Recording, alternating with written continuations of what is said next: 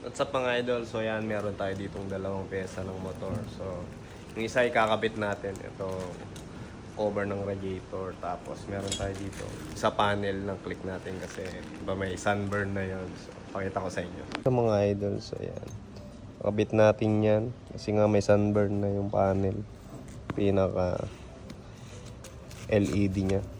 So yan, papakabit lang natin yan, pero ito, tayo lang magkakabit niya. Madali lang naman yan. So, makita ko rin sa inyo yung pinaka-panel natin. Dahil mga idol sa radiator cover na to, yun, kompleto na siya. May mga tornilyo siya dyan. Tapos yan, may spacer na rin. So all goods. Kabit natin.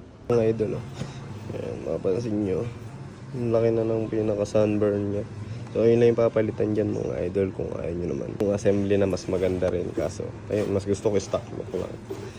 Palitan natin. Kaya naman natin papalitan ng radiator cover natin mga idol. Lakas kasi nito. Iingay. Yung nabili kasi natin una. Yan ang nipis lang. Tapos, ayan. Sira na siya. Ano, nipis lang kasi. Ganda sana kaso. Ayun, kaya testing tayo ng iba. Kabit natin. Let's go. Mga idol, natanggal na natin. Ayun, ganyan lang siya kanipis.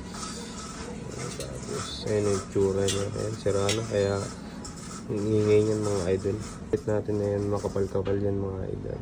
So ayun na mga idol, nakabit na natin. Ayun yung itsura na. Ayun yung spacer. So bibili na lang tayo para sa neck.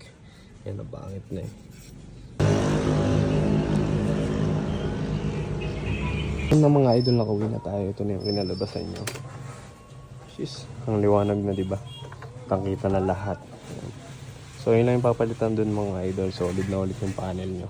Tapos syempre, nakabit na rin natin sticker na Just a Kid with a Big Dream. So yun lang mga idol. Salamat sa panonood nyo. Hanggang dito na lang. Peace! May I have your attention, please?